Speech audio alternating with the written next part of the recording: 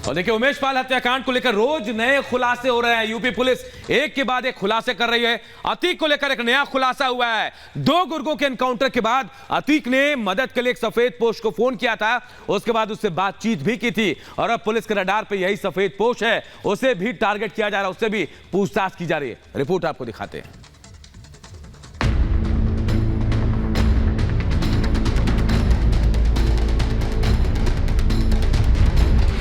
Mafia Atiq के पाप का हिसाब किताब शुरू हो गया है।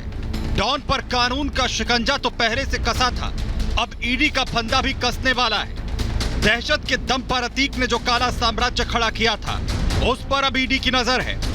अतीक के आर्थिक साम्राज्य को मिट्टी में मिलाने का प्लान तैयार हो गया है। उमेश पाल शूटआउट केस में माफिया के पूरे परिवार के शामिल होने के बाद ईडी अब अतीक के आर्थिक साम्राज्य पर बड़ी चोट करने की तैयारी में है।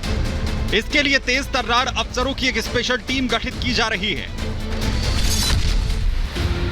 ईडी के ज्वाइंट डायरेक्टर जितेंद्र सिंह प्रयागराज पहुंच गए हैं। ज्वाइंट डायरेक्टर जितेंद्र सिंह पिछले 2 दिनों से प्रयागराज में ही कैंप कर रहे हैं। उनकी मॉनिटरिंग में ही ईडी की टीम माफिया और उसके परिवार के खिलाफ बड़ी कार्रवाई करने की तैयारी में है। खबर है कि ईडी ने प्रयागराज और लखनऊ समेत आधा दर्जन शहरों में अतीक की 100 करोड़ से ज्यादा की संपत्तियों का पता लगाया है।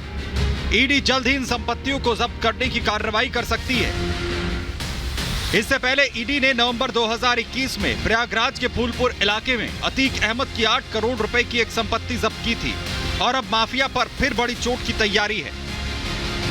एसटीएफ और यूपी पुलिस के बाद अब ईडी भी एक्टिव होती हुई नजर आ रही है। इस वक्त हम प्रवर्तन निदेशालय के दफ्तर पर मौजूद हैं, जहां पर ईडी के ज्वाइंट डायरेक्टर जो हैं वो पहुंच चुके हैं और बताया जाता है कि अतीक अहमद और उसके करीबियों के खिलाफ अब ईडी की कार्रवाई तेज हो रही है। पहले से दर्ज पीएमएलए केस की जांच को खुद अब ज्वाइंट डायरेक्टर ईडी प्रयागराज पहुंचकर और करते हुए नजर आ रहे हैं। ईडी ने 2 साल पहले ही अतीक के खिलाफ मनी लॉन्ड्रिंग एक्ट के तहत जो केस दर्ज किया है, उसमें करीब 8 करोड़ रुपए की प्रॉपर्टी पहले ही जब्त हो चुकी है और अब बाकी की, चाहे हम प्रयागराज का जिक्र कर ले, लखनऊ का जिक्र कर ले या फिर कौशाम्बी का जिक्र कर ले, वहां की प्रॉपर्टीज को लेकर अब जांच पड़ताल जो है वो तेज होती हुई नजर आ रही है और जांच पड़ताल के बाद फिर इन प्रॉपर्टी को भी ईडी अटैच करने की तैयारी में दिखाई देती है। इसके साथ ही अतीक के गुर्गों पर भी शिकंजा कसता जा रहा है। खबर है कि यूपी एसटीएफ को उमेश पाल हत्याकांड के आरोपी गुड्डू मुस्लिम का सुराग मिल गया है। बताया जा रहा है कि वारदात के बाद अतीक का बमबाज पश्चिमी यूपी के मेरठ में छिपा था, लेकिन एसटीएफ के हाथ उसकी गर्दन तक पहुंचते उससे पहले ही वो फरार हो गया। लेकिन अब पुलिस अतीक के गुर्गे को पनाह देने वालों से पूछताछ करने वाली है। इसके अलावा यूपी पुलिस उन कातिलों तक पहुंचने के लिए पूरी ताकत लगा रही है, जिन्होंने 24 फरवरी को उमेश पाल की दिन दहाड़े फायरिंग और बमबाजी कर हत्या कर दी थी। आरोपियों की तलाश में पुलिस की 22 टीमें लगातार दबिश दे रही हैं। एसटीएफ लगातार अतीक के गुर्गों और उसके मददगारों के संभावित ठिकानों पर छापेमारी कर रही हैं, लेकिन शूटर्स तेजी से लोकेशन चेंज कर रहे हैं। इसी वजह से वे गिरफ्त में नहीं आ रहे हैं। हर शूटर के लिए 3 डेडिकेटेड टीमें काम कर रही हैं। 3 टीमों को कॉल डिटेल्स और सर्विलांस के लिए लगाया गया है, जबकि 4 टीमें पूछताछ और तलाशी के दौरान मिलने वाली अहम जानकारियों की कड़ी से कड़ी जोड़ने में लगी हैं।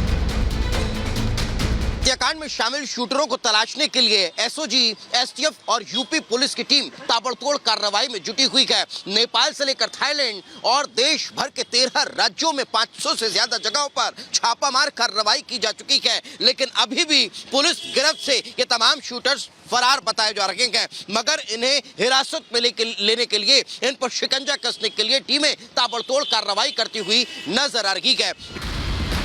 एक और उमेश पाल के हत्यारों की तलाश हो रही है, तो दूसरी तरफ एसटीएफ अतीक और उसके भाई अशरफ से पूछताछ की तैयारी में जुटी है। लेकिन माफिया और उसके भाई के जेल ट्रांसफर की खबरों से ही उसके परिवार की नींद उड़ गई है। अतीक के भाई अशरफ की पत्नी जैनब फातिमा ने आरोप लगाया है कि जेल ट्रांसफर के बहाने अशरफ के साथ कोई घटना हो सकती है। तो मेरे घर वालों का नाम बार बार अब वो सही नहीं है। शौहर के लिए बोल रहे, अपने भाई के लिए बोल रहे। मेरे शौहर और मेरे भाई का ही बार बार नाम आ रहा है बरेली में। हम नहीं जानते सब किसका हाथ है किसका नहीं हाथ। इलाहाबाद में जो भी कांड होता है वो इन लोगों के नाम से बस जोड़ दिया जाता है। बिल्कुल भी नहीं है, वो सिर्फ बार बार बस जोड़ा जा रहा है। अशरफ को बिल्कुल भी नहीं, वो बरेली जेल में है और इलाहाबाद में कांड हुआ, ऐसा क्यों करेंगे वो?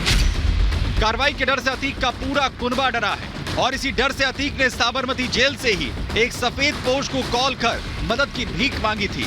सूत्रों के हवाले से खबर है कि 2 गुर्गों के एनकाउंटर के बाद अतीक ने एक प्रभावशाली नेता से फोन कर मदद मांगी थी। ऐसे में अब एसटीएफ की टीमें उस नेता की तलाश कर रही हैं। साथ ही उस नेता से अतीक के रिश्तों की भी पड़ताल की जा रही है। एसटीएफ के निशाने पर हर वो शख्स है जिससे अतीक के संबंध थे।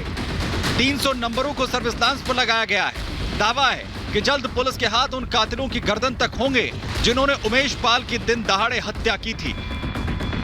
Bureau report, Republic Bharat.